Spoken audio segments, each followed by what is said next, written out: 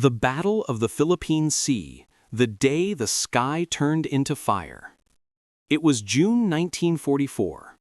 The Pacific Ocean, vast and endless, stretched beneath the blistering sun. But that calm blue surface was about to become the stage for one of the largest aerial battles in human history, a clash so fierce that it would later be called the Great Marianas Turkey Shoot. By this point in the war, Japan was desperate. Its empire had stretched far and wide across the Pacific, but it was starting to crumble. American forces were closing in, island by island, reef by reef, pushing the Japanese back toward their homeland. And at the heart of this struggle lay one vital chain: the Marianas. The calm before the storm. From the decks of American carriers, sailors leaned over the railings, staring into the horizon. They could smell the heavy oil from the engines, feel the vibration of the carriers beneath their boots. The air was thick with salt and tension. Thousands of feet below, deep in the hangars, mechanics were preparing hundreds of aircraft: F-6H Hellcats, SB-2C Helldivers, TBF Avengers, each armed, fueled, and waiting for the signal to launch. Across the water, the Japanese fleet was doing the same. For them, this was a battle of redemption, a chance to turn the tide after years of losses. The Imperial Japanese Navy had brought everything it could muster: 9 carriers, 5 battleships, and more than 400 aircraft. But what they didn't know was that America was waiting for them, armed with radar, superior tactics, and a new generation of pilots trained to perfection. The shadow on the horizon. At dawn on June 19th, radar screens aboard the USS Enterprise began to light up. Small green blips appeared on the circular screen, then multiplied. The Japanese strike groups were coming, dozens of them, heading straight for the American fleet. The calm voice of the radar officer cut through the command room. Multiple contacts, bearing 320, range 150 miles, and closing fast. Admiral Raymond Spruance, commander of the U.S. Fifth Fleet, looked at the display and knew what it meant. This was it, the decisive battle for control of the Pacific skies. Within minutes, flight decks roared to life. Engines screamed, propellers blurred, and one by one, Hellcats shot off the decks into the air, forming massive defensive screens around the fleet. The sky began to fill, blue specks turning into silver wings. Contact. Somewhere over the Philippine Sea, 70 miles from the U.S. carriers, the two forces met.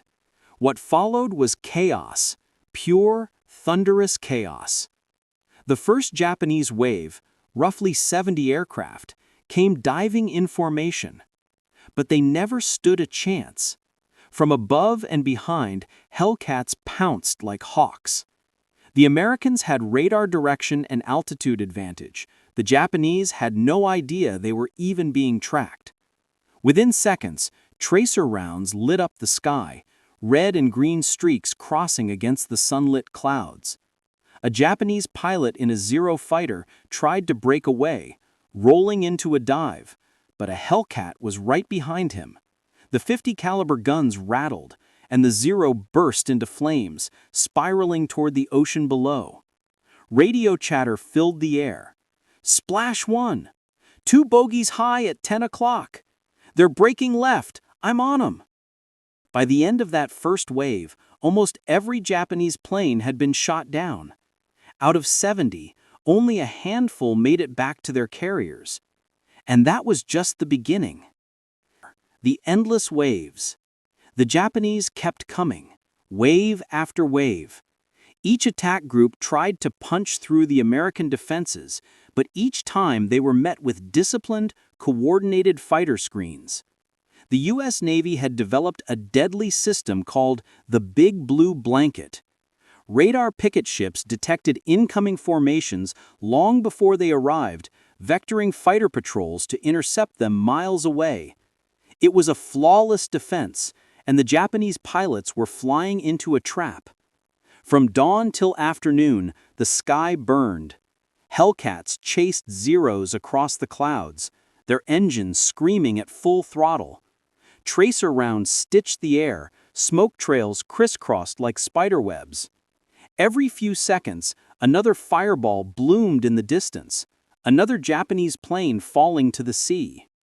By mid-afternoon, the American pilots were reporting kill ratios unlike anything ever seen before. 10-1, then 15-1, and by sunset, nearly 19-1. The Americans had achieved total air dominance. The turning tide at sea. But even as the aerial slaughter unfolded, another drama was happening below. Japanese carriers, desperate to launch and recover aircraft, maneuvered wildly, but without air cover, they were sitting ducks. American submarines, Kavala and Albacore, slipped through the chaos. At 8:10 a.m., Albacore spotted the Japanese carrier Taiho, the pride of the fleet. A single torpedo struck her below the flight deck.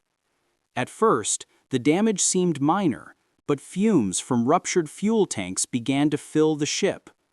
A spark ignited the vapors, and within minutes, Taiho exploded in a massive fireball. Later that afternoon, the Kavala attacked the carrier Shokaku, another veteran of Pearl Harbor and the Coral Sea. 3 torpedoes hit her midsection, tearing through her hangars. The carrier burned furiously before breaking apart and sinking beneath the waves. 2 of Japan's finest carriers, gone within hours. The Japanese collapse. By the evening of June 19th, the Imperial Japanese Navy had lost nearly everything. More than 300 aircraft destroyed, 2 carriers sunk, hundreds of veteran pilots gone. The Americans, in contrast, had lost barely 30 planes. Admiral Ozawa, commanding the Japanese force, was stunned. He had thrown his best, and it had been wiped out in a single day. But still, he refused to give up. On June 20th, he tried again, a desperate last strike.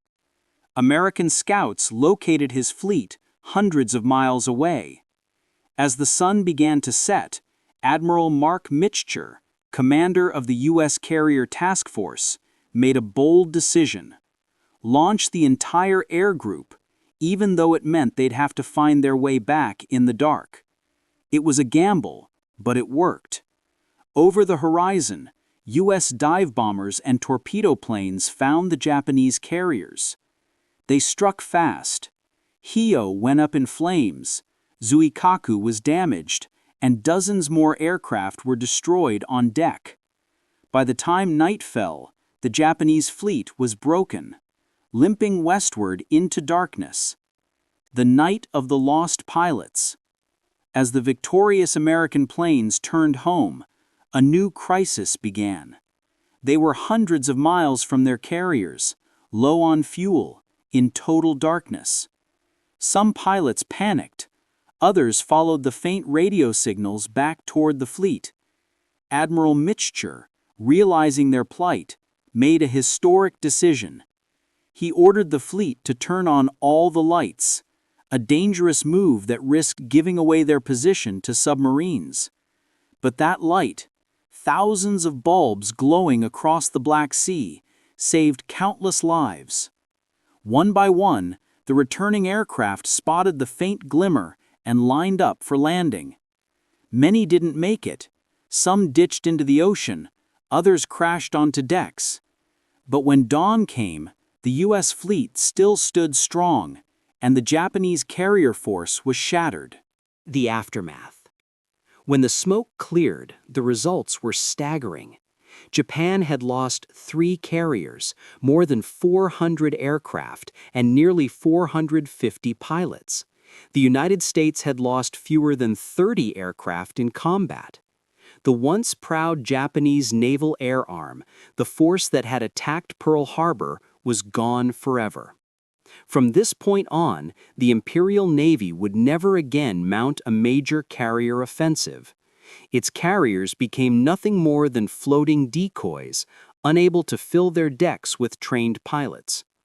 The balance of power in the Pacific had shifted permanently. The legacy. For the men who fought that day, it wasn't about numbers, it was about survival. Pilots who returned to their carriers with bullet-riddled wings knew they had witnessed the end of an era. The mighty Japanese air arm, once feared across the Pacific, had been erased in less than 48 hours. One American pilot wrote in his logbook that night, "We own the sky today, but I can't stop thinking about how many of them never came back. The ocean burns tonight, and I'll never forget that smell." The Battle of the Philippine Sea wasn't just a victory, it was a statement, a declaration that technology, training, and discipline had overtaken desperation and courage. The sky above the Marianas had turned into fire, and when it cleared, the Pacific belonged to America.